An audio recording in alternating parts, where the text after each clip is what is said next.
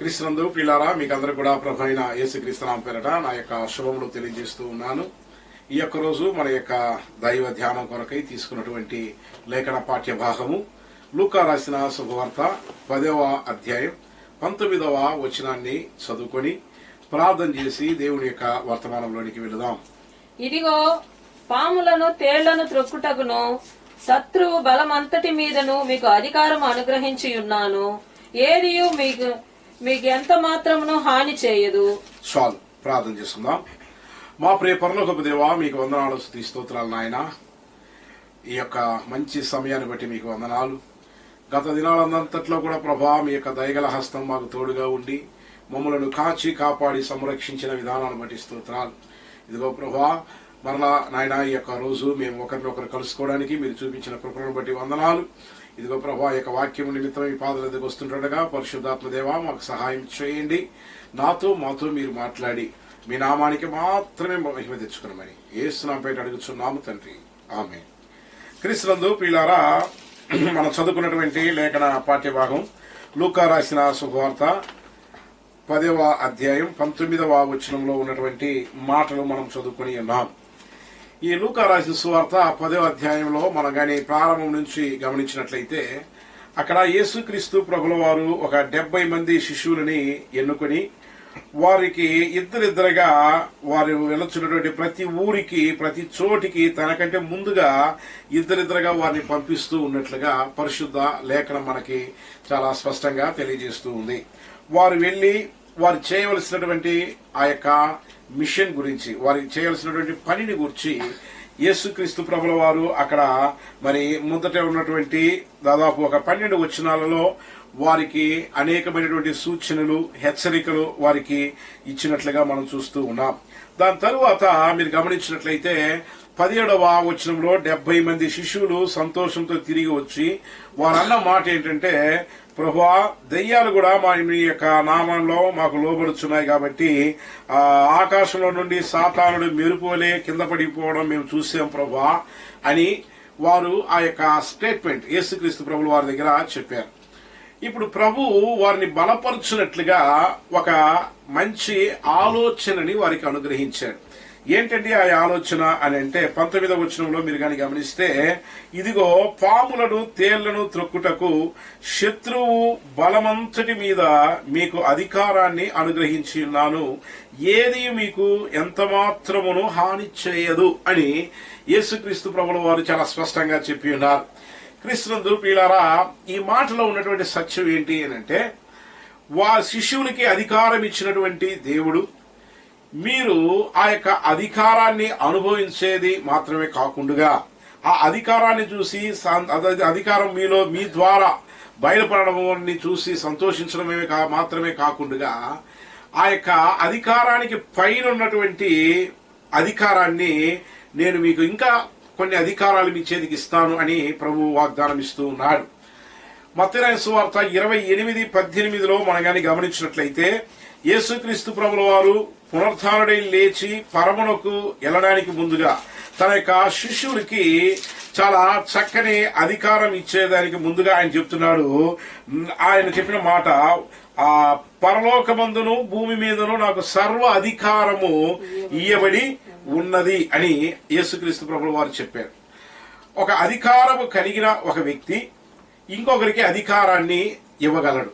అంటే దాని అర్థం ఏంటంటే, ఒక వ్యక్తి 100 మంది మీద అధికారం కలిగిన వాడై ఉన్నాడు అనుకోండి, అతడు 10 మంది మీద ఒక అధికారిగా ఒక్కొక్కరిని ఆయన నియమించగలడు, లేక ఆ అధికారాన్ని వారికి మరి పంచి ఇవ్వగలడు, లేక ఆ అధికారము వారు చలామణి చేయడానికి అనుమతించగలడు అనేది ఈ యొక్క వాక్యం ద్వారా మనం తెలుసుకుంటూ ఉన్నాం. మన ప్రభు అయినటువంటి యేసుక్రీస్తు ప్రభుల వారిని గూర్చి బైబిల్ గ్రంథం ఏం చెప్తుందండి అని అంటే, మనం గాని ఈ కొత్త నిబంధనలో ఉన్నటువంటి కొన్ని పుస్తకాలలో మనం గమనిస్తే కొలసి పత్రిక 2వ అధ్యాయం 10వ వచనంలో ఆయన సమస్త ప్రధానులకును అధికారులకును ఆయన శిరసై ఉన్నాడు అనే మాట రాయబడింది. ఈ లోకంలో ఉన్న ప్రతి అధికారికి, ప్రతి ప్రధానులకు దేవుడే శిరసై ఉన్నాడు. అంటే ఆయనే సమస్త అధికారము కలిగినటువంటి దేవుడు అనేది దాంట్లో ఉన్నటువంటి అర్థం. ఎఫెసీయులకు రాసిన పత్రిక మొదటి అధ్యాయం 20వ వచనంలో మీరు చూస్తే సమస్త ఆధిపత్యము కంటే హెచ్చుగానున్నవాడు ఆయనే అని ఎఫెసీ సంఘానికి అపోస్తలుడైనటువంటి పౌలు భక్తుడు మరి తెలియజేస్తున్నట్లుగా మనం చూస్తూ ఉన్నాం. కొలసీలకు రాసిన పత్రిక మొదటి అధ్యాయం 16వ వచనం మీరు గమనిస్తే సత్యము ఆయన యందు మరి సృజింపబడెను అనే మాట అక్కడ రాయబడింది. సర్వమును ఆయన యందు సృజింపబడెను.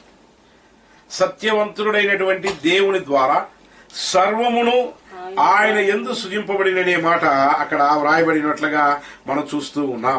అంత మాత్రమేనా అని అంటే మనకు పైన ఉన్నటువంటి ఉన్నత అధికారులను కూడా దేవుడే నియమించి ఉన్నాడని రోమిలికి రాసిన పత్రిక 13వ అధ్యాయము మొదటి వచనంలో అక్కడ వ్రాయబడినట్లుగా మనం చూస్తూ ఉన్నాం.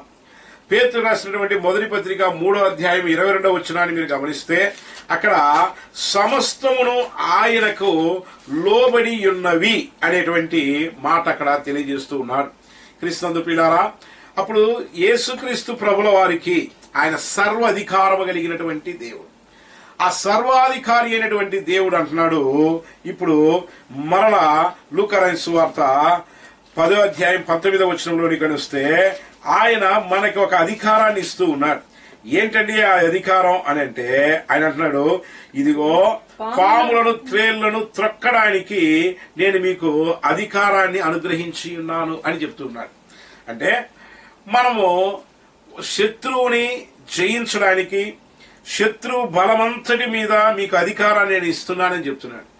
సాధారణంగా ప్రభు ఇక్కడ చెప్పేటప్పుడు పాములు తేళ్లు అనేటువంటి ఈ యొక్క కీటకాలని వాడి యొక్క లేకపోతే వీటి మీద అధికారం అనేది కాదు.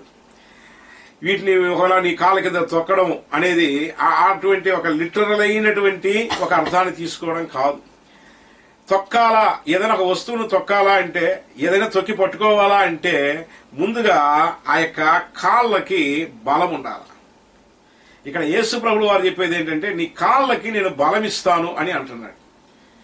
ఎలాంటి కాళ్ళతో ఉంటే మనం మరి బలము కలిగిన వారముగా ఉంటాం, ఎలాంటి కాళ్ళు ఉంటే మనం ఆ యొక్క శత్రువు బలమంతటి మీద అధికారాన్ని చలామణి చేయగలం అనే విషయాన్ని ఈరోజు నేను క్లుప్తంగా ఒక 3 విషయాలు మీకు తెలియచేయాలని ప్రభు పేరిట ఇష్టపడుతూ ఉన్నాను.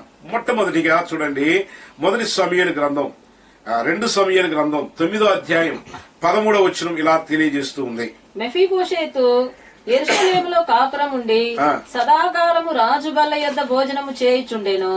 అతని కాళ్ళు 2 కుంటివి. అతని కాళ్ళు 2 కుంటివి అనే మాట అక్కడ వ్రాయబడి ఉండడాన్ని మనం చూస్తూ ఉన్నాం. క్రీస్తునందు ప్రియులారా, ఇక్కడ సౌలు కుమారుడైనటువంటి యోనాతానుకి పుట్టినటువంటి వాడు ఈ యొక్క మెఫీబోషెతు అనేటువంటి వ్యక్తి. ఈయన 2 కాళ్ళు, ఆయన ఎక్కడున్నాడు అని మీరు కానీ గమనిస్తే ఆయన యెరూషలేములో కాపురం ఉన్నాడు. సదాకాలము రాజు బల్ల యొద్ద భోజనం చేస్తూ ఉన్నాడు.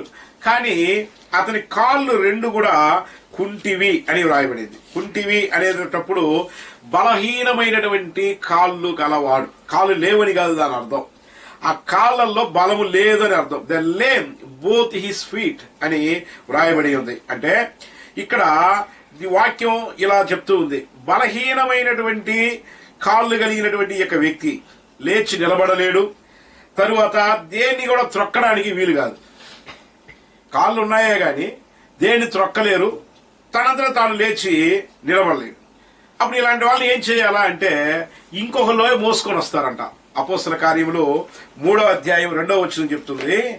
అపోస్తల కార్యములు 3వ అధ్యాయం 2వ వచనం, కుంటివాడైన ఒక మనుషుడు, పుట్టినది మొదలుకొని కుంటివాడైన ఒక మనుషుడు మోసుకొని పోబడుచుండెను.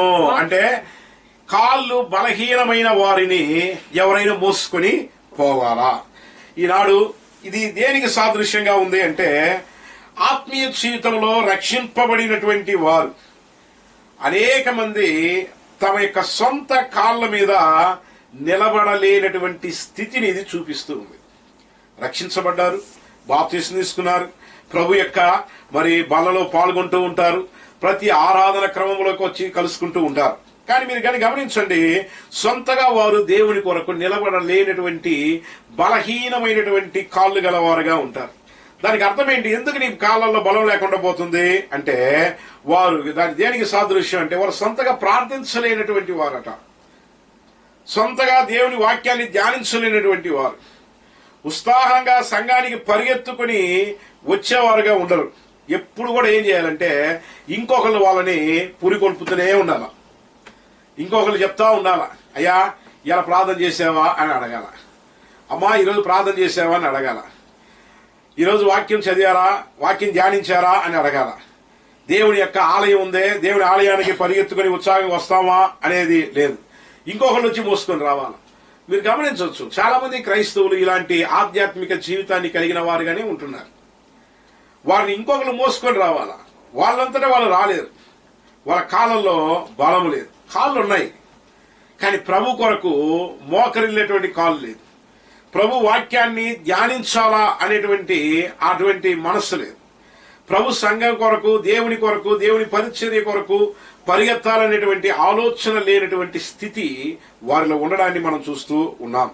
సాతానుడు ఏం చేస్తాడంటే ఇలాంటి వారిని తన యొక్క కాళ్ళ కింద తొక్కుకొని వాడు తన యొక్క కాళ్ళ కింద పెట్టుకోవాలా అని అనుకుంటా ఉంటాడు.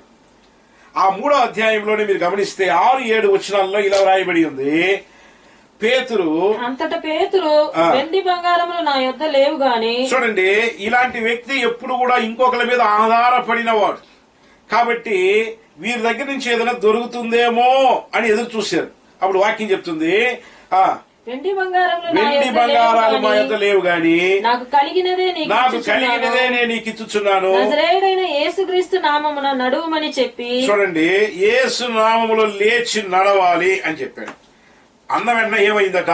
7వ వచనం చెప్తుంది, వాని కుడి చెయ్యి పట్టుకుని లేవనెత్తెను, వెంటనే వాడి పాదములను చీలమండలములు బలము పొందెను. దేవునికి స్తోత్రం, హల్లెలూయా. క్రీస్తు పిల్లారా, ఎప్పుడైతే యేసు నామములో లేచి నడవమని దైవచనుడైనటువంటి పేతురు సెలవిచ్చాడో వెంటనే అతని యొక్క పాదములు చీలమండలములు బలము పొందాయి అని వ్రాయబడింది.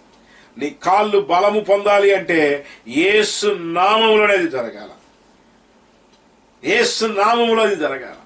బలహీనమైనటువంటి పాదాలు కలిగి, బలహీనమైనటువంటి కాళ్ళు కలిగి నువ్వు రాజు యొక్క బల్ల దగ్గర కూర్చొని అనుదినము ఏ కొరత లేకుండా జీవించినా అది నీకు శక్తినివ్వదు. మోఫీబోషెతు రాజు యొక్క బల్ల దగ్గర కూర్చొని అనుదినము ఆయన బల్లలో కూర్చొని ఆయన తన యొక్క జీవనాన్ని గడుపుకుంటూ ఉన్నాడు. అంటే ఏ కొదువ లేదని అర్థం. కాళ్ళు బలహీనమే, వాక్య ధ్యానం లేదు, ప్రార్థన లేదు. అయితే కాళ్ళు బలహీనమైనటువంటి వాడు, బలహీనమైన కాళ్ళు గలవాడైన అనుదినమైనటువంటి కార్యాలలో దేవుడు అతన్ని నడిపిస్తూనే వస్తూ ఉన్నాడు. కానీ వాక్యం చెప్తుంది, యేసు నామములో లేచి నడువని పేతురు చెప్పగానే అతని చీల మండలములోను అతని పాదాలలో బలం పొందాడంట. 16వ వచనం చెప్తుంది చూడండి, అదే అధ్యాయంలో, ఆయన నామమందలి విశ్వాసం మూలముగా ఆయన నామమే మీరు చూచి ఎరిగి ఉన్న వీనిని బలపరిచెను. చూడండి, వీళ్ళు అడిగారు, ఎలా నువ్వు బలం పొందావయ్యా? నీ కాళ్ళు ఇన్ని రోజులు మరి బలహీనమైన కాళ్ళు కదా అంటే వారు చెప్తున్న మాట, ఆయన నామమందలి విశ్వాసము మూలముగా ఆయన నామమే వీరిని బలపరచెను. యేసు నామమే ఒక వ్యక్తిని బలపరుస్తుంది. ఆత్మీయ జీవితంలో కుంటివారిగా ఉన్నవారు వారు అక్కడ దిగ్గున లేచాడంట. 3వ అధ్యాయం 8వ వచనంలో మీరు చూస్తే వాడు దిగ్గున లేచి నడిచాడు. 3 విషయాలు.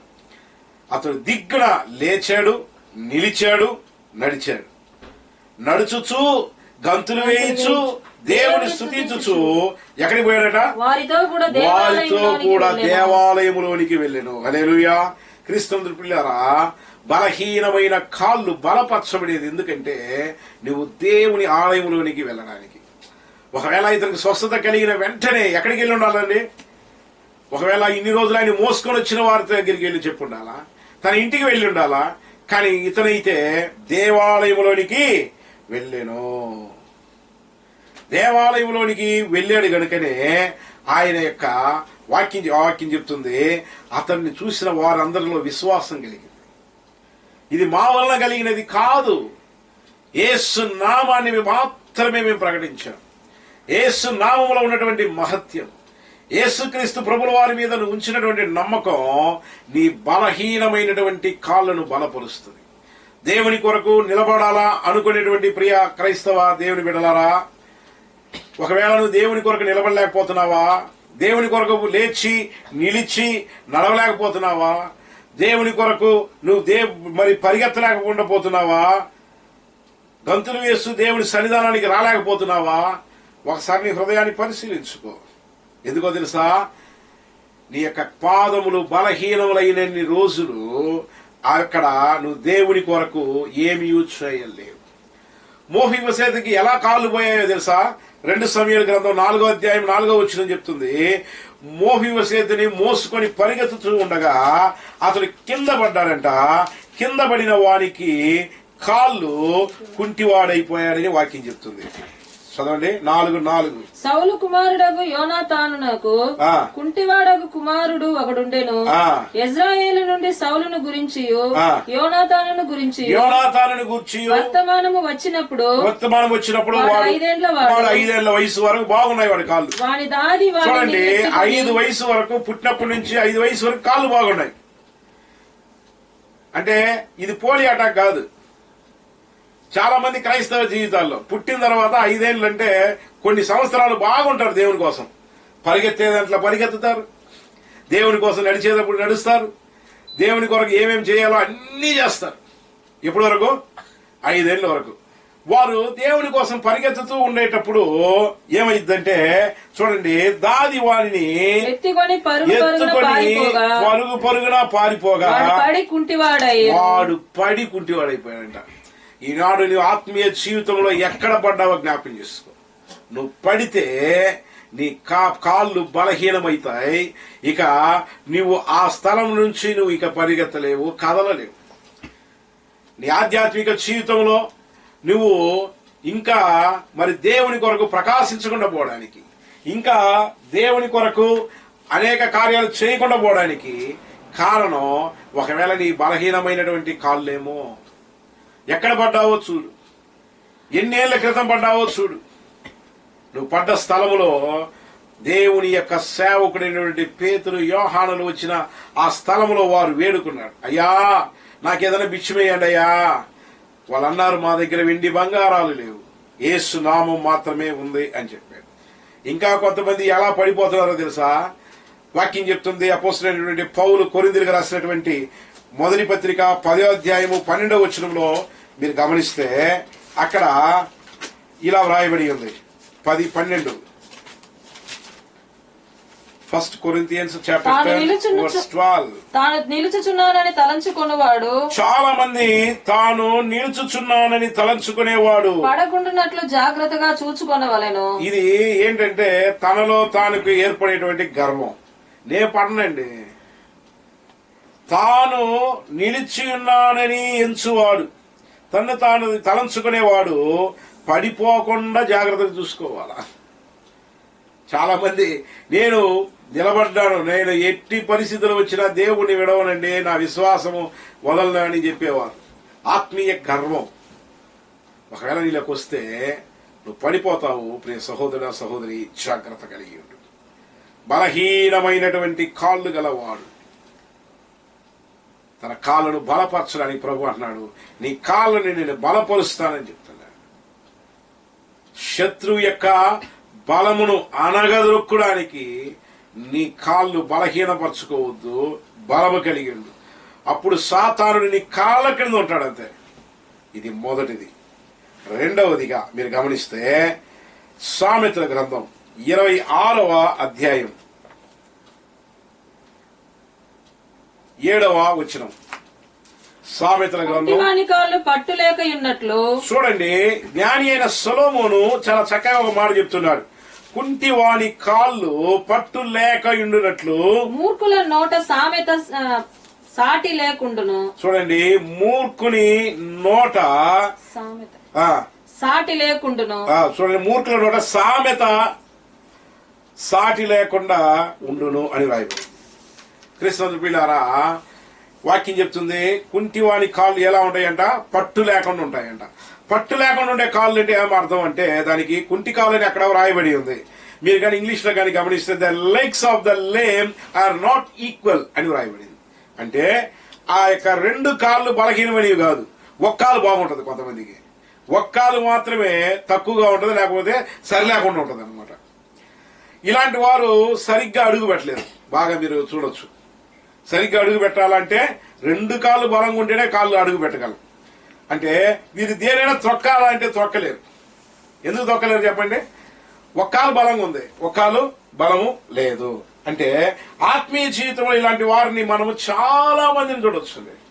అనేక మంది వీరిని కూర్చి ఏలియా చాలా చక్కగా ఒక మాట చెప్పాడు. ఏలియా గారు ఒక మాట చెప్పారు. ఏమన్నారో తెలుసా? కర్మేలు పర్వతం దగ్గరికి వచ్చినప్పుడు అక్కడ ఆయన మాట్లాడిన మాట, మొదటి రాజుల గ్రంథం 18వ అధ్యాయం 21వ వచనంలో, ఎన్నాళ్ల మట్టుకు మీరు రెండు తలంపుల మధ్య తడబడుచూ ఉందురు అని వ్రాయబడింది. ఎన్నేళ్ల వరకండి? తమిళ బైబిల్ కానీ మీరు కానీ చదివితే ఇరుమణముల్లవరగలా ఇరుపీరుగల్ అని చెప్పాడు అంటున్నాడు. అంటే ఎన్నాళ్ళ వరకు రెండు మనస్సులు కలిగి ద్విమనస్కులై ఉంటారు, రెండు తలంపులు కలిగి ఉంటారు. నువ్వు రెండు తలంపులు కలిగి ఉంటే ఒక కాలు బాగుంది, ఒక కాలు బాగలేదనే విషయాన్ని నీవు మర్చిపోవద్దు. ప్రియ క్రైస్తవుడా, ప్రియ దేవుని బిడ్డలారా, దేవుని యొక్క మాటలు మనకి తెలియజేస్తూ ఉన్నాయి. ఈ కాలుకి పేరు కుంటి కాలు. ఒకటి బాగుంది, ఒకటి బాగలేదు. వీరు లోకాన్ని సంతోషపెట్టాలంటారు, దేవుని కూడా సంతోషపెట్టాలని అంతే ఆలోచన చేస్తారు. నేటి క్రైస్తవులు మీరు కానీ చూస్తే, ఒకటి దేవుని కొరకన్నా జీవించండి రా బాబు అంటే అక్కడికి కొంచెం ఆలోచనలో పడతారు. సరే వద్దులే, దేవుడు వద్దనుకున్నారా, సరే మంచిదే, లోకానుసారంగానే బ్రతికిపోండి అని అంటే, అలా కాదండి, మాకు రెండు స్థలాల్లో ఉండాలని అంటారు. మన తెలుగులో సామెత, చాలా మంచి సామెత ఉంటుంది, అవ్వ కావాలా బువ్వ కావాలా అని. రెండు కావాలనే వాళ్ళు అనమాట. ఒక పక్క లోకం కావాలా, ఇంకొకటి దేవుడు కూడా కావాలా. మనుషుల్ని సంతోష పెట్టాలా, దేవుణ్ణి సంతోష పెట్టాలా, లోకాన్ని సంతోష పెట్టాలా, దేవుణ్ణి సంతోష పెట్టాలా. ఇది వీలవుతుందండి? వీలవుతుందా? ఇది ఎలా వీలవుతుంది? యేసు ప్రభువు వారు దీనికి చాలా మాటలు చెప్పారు కదా.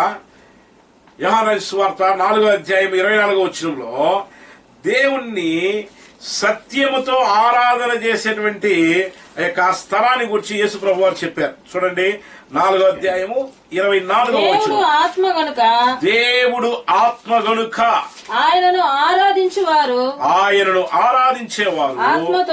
ఆత్మతోను సత్యముతోను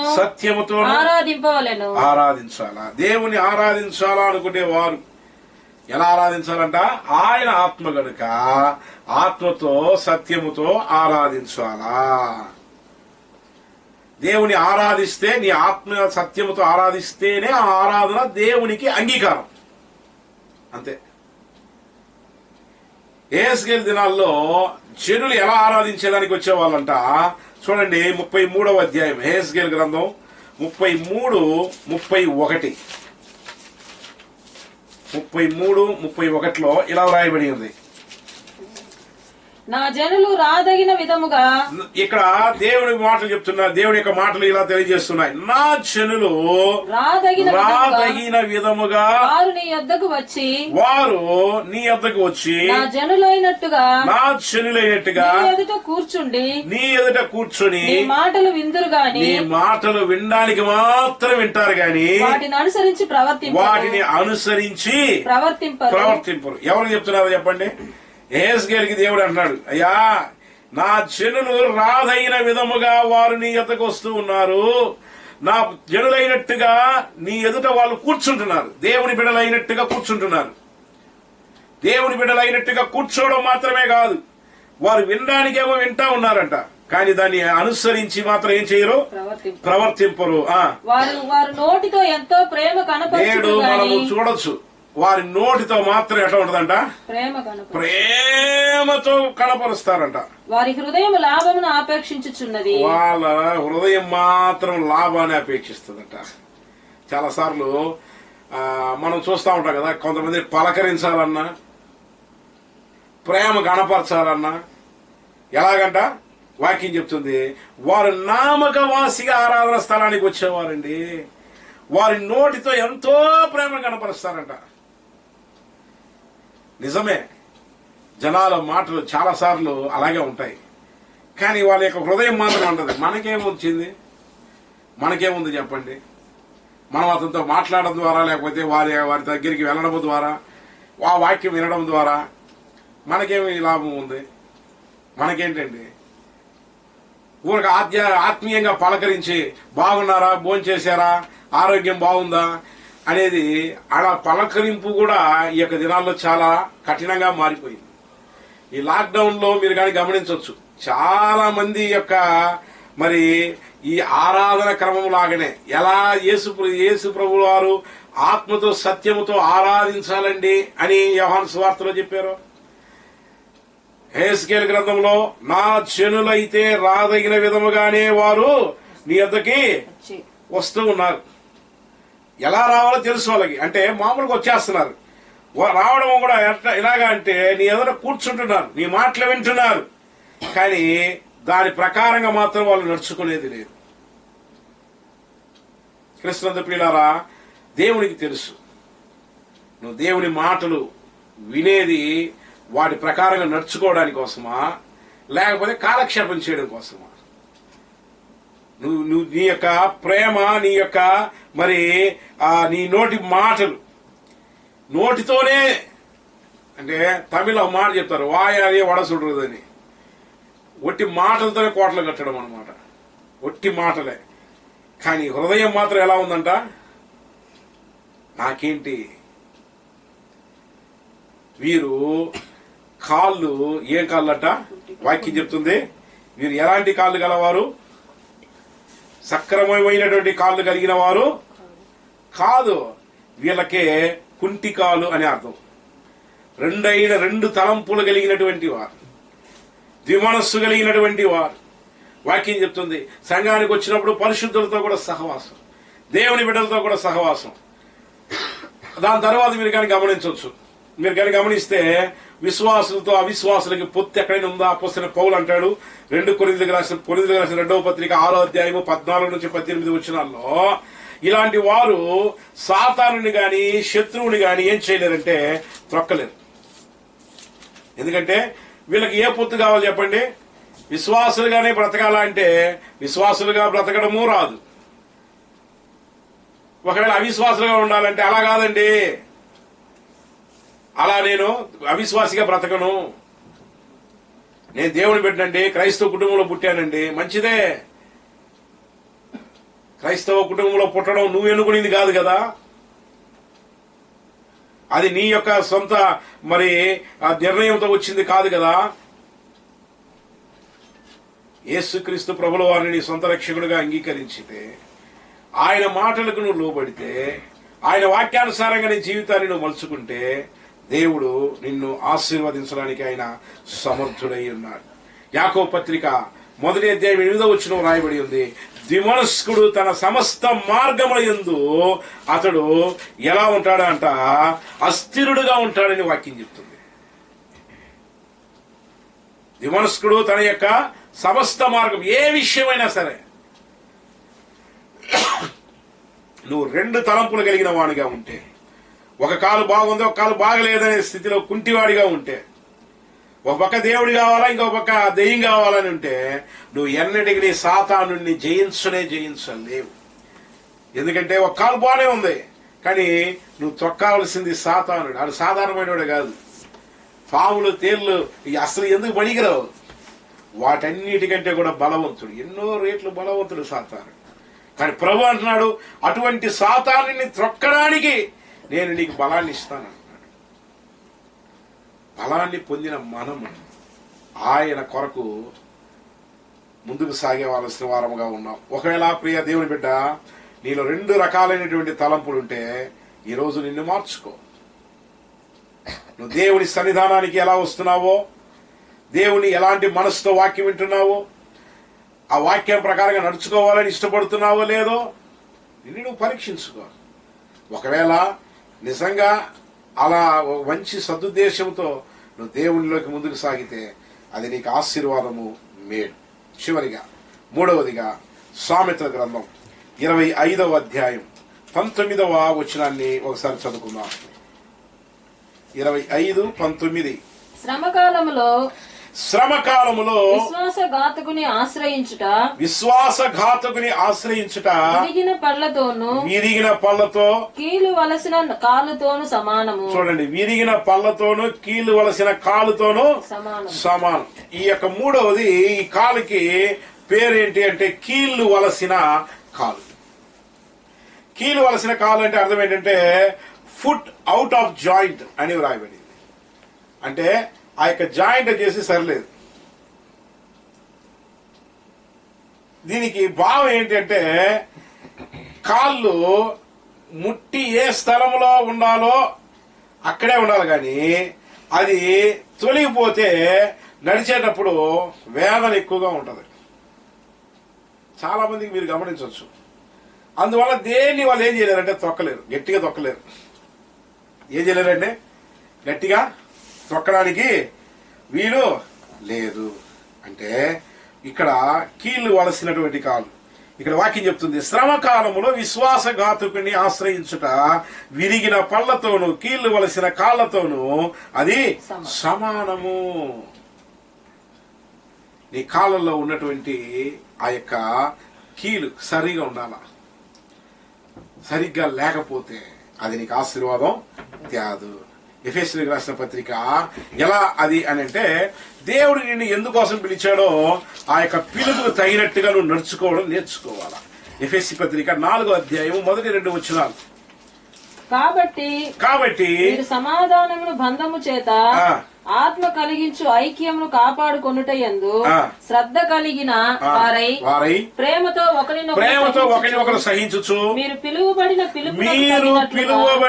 పిలుపునకు తగినట్టుగా దీర్ఘశాంతముతో కూడిన సంపూర్ణ వినయముతో సాత్వికముతోను నడుచుకోవాలని ప్రభువును బట్టి ఖైదీనైన నేను మిమ్మల్ని బ్రతిమాలుకొనుచున్నాను. చూడండి పిల్లారా, మిమ్మల్ని పిలిచిన పిలుపుకు తగినట్టుగా నడుచుకోనండి.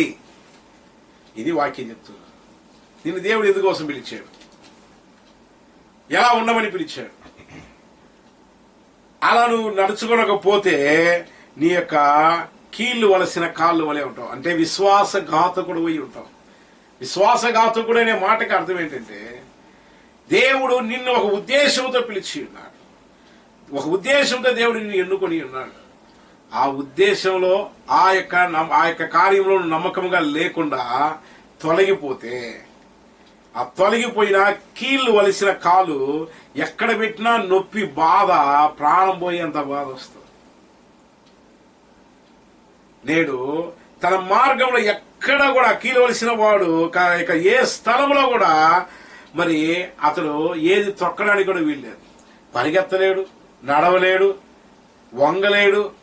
కీళ్లు వలసిన ఎవరు కూడా వారి స్థితి ఇలాగే ఉంటది. ఏ స్థితిలో దేవుడు నిన్ను పిలిచాడో, ఎలా పిలువబడ్డావో అలా ఉండు. కొరింథీయులకు రాసిన పత్రిక, మొదటి పత్రిక 7వ అధ్యాయం 24వ వచనం.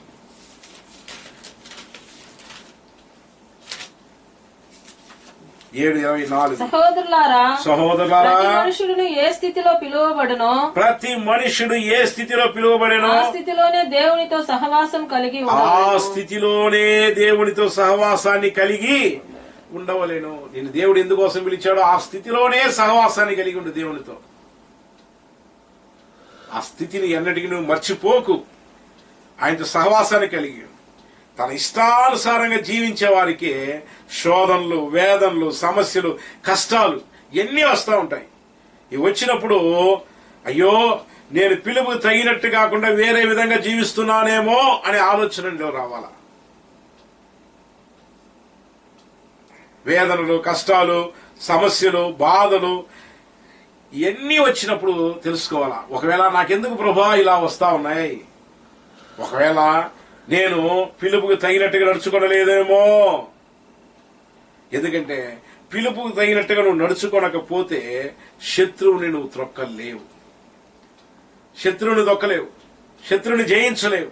ప్రభు అన్నాడు, నాకు సర్వ అధికారము గలదు, ఆకాశములోను భూమిలోను సమస్త అధికారం నాకు ఇవ్వబడి ఉన్నది. సమస్త అధికారం నా దగ్గర ఉంది. ఆ అధికారాన్ని నేను మీకు ఇస్తున్నాను. నీవు కూడా శత్రువు యొక్క బలాన్ని అనగదొక్కేవాడిగా దేవుడు మారుస్తాడు. నీ కుటుంబం మీద, నీ వ్యాపారం మీద, నీ వ్యక్తిగత జీవితం మీద ఏ శత్రువు అయినా సరే ఆ శత్రువుని అనగదొక్కేటువంటి ఆ బలాన్ని దేవుడు ఇస్తాడు. శత్రువు ఎంత గొప్పవాడైనా సరే ఈ లోకములో ఉన్నవాడి కంటే నీలో ఉన్నవాడు గొప్పవాడని దేవుని యొక్క వాక్యం సెలవిస్తుంది. నమ్ముట నీ వలనైతే సమస్తము నీకు సాధ్యమని వాక్యం చెప్తుంది. రే దేవుని పెట్టారా, ఈ సమయంలో నీ హృదయాన్ని ఒకసారి పరిశీలించుకో. బలహీనమైన కాళ్ళతో ఉన్నావా? లేకపోతే ఇంకా కూడా కుంటికాలు కలిగిన వాడిగా ఉన్నావా? రెండు తలంపుల మధ్య సతమతమవుతూ ఉన్నావా ఆత్మీయ జీవితంలో? లేకపోతే కీళ్లు వలసిన కాళ్ళు గల వాడవై ఉన్నావా? దేవుడు నీకు జయాన్ని ఇవ్వాలనుకుంటున్నాడు. జయాన్ని దేవుడు ఇవ్వడానికి సిద్ధంగా ఉన్నాడు. దాన్ని పొందుకోవడానికి నువ్వు సిద్ధంగా ఉంటే ఆ దేవుడు నిన్ను తన పక్షాన వాడుకొని వర్ధిలింపజేస్తాడు. తల్లంచండి, ప్రార్థన చేసుకుందాం. మా ప్రియ పరలోకపు దేవా, మీకు వందనాలు, స్తుతి స్తోత్రాలు నాయన. ఈ యొక్క మంచి సమయాన్ని బట్టి మీకు వందనాలు ప్రభా. ఇదిగో నాయన, సర్పములను ప్రభా నాయన, పాములను మేము త్రొక్కడానికి, తేళ్లను త్రొక్కడానికి మా కాళ్ళల్లో బలాన్ని ఇచ్చే దేవుడు నీవు. ఇదిగో ప్రభా నాయన, బలహీనమైనటువంటి కాళ్ళు కలిగిన వ్యక్తి యేసు నామములు లేచి నిలవడమని చెప్పిన వెంటనే ప్రభా దిగ్గున లేచి నిలిచి నడిచి దేవుని ఆలయములోనికి పరిగెత్తి దేవా మీ నామాన్ని ప్రభా ఆయన గణపరిచినట్లుగా మీకు వాక్యం సెలవిస్తుంది. మేము కూడా ప్రభా నాయన ఏ స్థలంలో అయితే పడి ఉన్నామో, ఎక్కడైతే ప్రభా మా అంతటా మేము దేవుని కొరకు పని చేయలేకుండా ఇతరుల యొక్క ప్రోద్బలం కోసమే ఎదురు చూస్తూ ఉన్నామో, ఒకసారి మా హృదయాలు మేము పరిశీలించుకునే కృపను దయచేయండి. ఇదిగో ప్రభా, రెండవదిగా నాయన ప్రభా మేము కుంటికాలు గలవారముగా, ఒక కాలు మంచిదిగా, ఒక కాలు ప్రభా నాయన బలహీనమైనదిగా ఉన్నదేమో ఒకసారి పరిశీలించుకునే కృపను దయచేయండి. నాయన అటువంటి కాళ్ళు గలవారముగా మేము ఉంటే శత్రువుని మేము దొక్కలేము ప్రభా. శత్రువు మీద జయాన్ని మేము పొందుకొనలేము నాయన. లోకము ప్రభా దేవుడు కావాలా, లోకం కావాలా అనేటువంటి ఆలోచనలో ఉంటే, రెండు మనస్సు కలిగిన వారముగా ద్విమనస్కులముగా ఉంటే ప్రభా, రెండు తలంపుల మధ్య సతమతమవుతూ ఉంటే, ఆధ్యాత్మిక జీవితంలో దేవుని కొరకు పరిగెత్తాలని, ఆత్మతో సత్యంతో మిమ్మల్ని ఆరాధించాలని మీ యొక్క వాక్యం సెలవిచ్చి ఉంటాడుగా. నా జనులు రాదగిన విధంగానే వస్తున్నారు గాని, వారి యొక్క ప్రభా నాయన మాటలు వినదగిన విధంగానే వింటూ ఉన్నారు గాని, ఆ ప్రకారంగా వాళ్ళు ప్రవర్తించడానికి మాత్రం తీర్మానం చేసుకోలేదు. వారి నోటి మాటలతో అయితే ప్రేమను కనపరుస్తున్నారు, అయితే వారి హృదయం నాకు చాలా దూరంగా ఉందని ప్రభా మీ యొక్క వాక్యం సెలవిచ్చిందా. అయినా మాలో అటువంటి రెండు రకాలైనటువంటి తలంపులు లేకుండా మీకు ఇష్టడుగా జీవించే కృపను, భాగ్యాన్ని, ధన్యతలు దయచేయండి. కీళ్లు వలసిన కాళ్ళ ద్వారా ప్రభా నాయన నడవడము, నిలబడము ప్రభా ప్రతి విషయంలో కష్టమే నాయన. మమ్మల్ని తగిన పిలుపుకి తగినట్టుగా నడుచుకునే కృపను దయచేయండి. ఎందుకోసం మమ్మల్ని ఎన్నుకొని ఉన్నారు, ఎందుకొరకు తల్లి గర్భంలో నుంచి మమ్మల్ని వేరుపరిచారు, మా ద్వారా ఎటువంటి కార్యాలు చేయాలని మీరు ఉద్దేశించి ఉన్నారు, ఆ కార్యాలు మేము చేయడానికి ప్రభా నాయన ఎన్నటికి ప్రభా మమ్మల్ని మేము హెచ్చించుకోనకుండా యేసయ్యా మీరు మమ్మల్ని నడిపించుచున్న విధానంగా మేము నడుచుకోవడానికి మీ కృపలు దయచేయండి. ఈ రోజు ఎంతమంది అయితే విశ్వాసంతో ప్రభా తలలు వంచి ప్రార్థన చేయించున్నారో, ఎంతమంది హృదయాలైతే ప్రభా మీ వైపు తిప్పుచున్నారో, వారందరినీ కూడా ప్రభా మీరు కరుణించండి. వారిని పట్టుకొనండి. వారి కాళ్ళు ప్రభా బలహీనమైన పాదములను బలపరచండి నాయన. కుంటి కాళ్ళను బాగు చేయండి ప్రభా. కీళ్లు వలసినటువంటి కాళ్ళను సరిచేయండి నాయన. మీకు వందనాలు. మీ కొరకు నిలిచి నడిచి పరిగెత్తే కృపను, భాగ్యాన్ని, ధన్యతను దయచేయమని ఆశీర్వదించి బలపరచగలని యేసు నామమున పేరట అడుగుచున్నాము తండ్రి, ఆమేన్. నా ప్రాణమా యెహోవాను సన్నిధించుము, నా యంత్రణ సమస్తమైన పరిశుద్ధ నామాన్నే సన్నిధించుము. నా ప్రాణమా యెహోవాను సన్నిధించుము, ఆయన చేసిన ఉపకారాలను దేనిని మరువకుము. ఆమేన్. మన తండ్రి దేవుని యొక్క ప్రేమయు, కుమారుని యేసుక్రీస్తు వారి కృప, పరిశుద్ధాత్మ యొక్క అన్యోన్య సహవాసం చేరి వచ్చిన మనకందరికీ, సకల పరిశుద్ధులకు, దేవుని యొక్క రాకడ కొరకు ఎదురు చూసే బిడ్డలకు ప్రభు ఉత్సవాలకు సదాకాలము తోడై ఉండి నడిపించి దీవించి ఆశీర్వదించునుగాక. ఆమేన్. ఆమేన్. అందరికి వందనాలు. ప్రభు మిమ్మల్ని దీవించునుగాక. God bless you.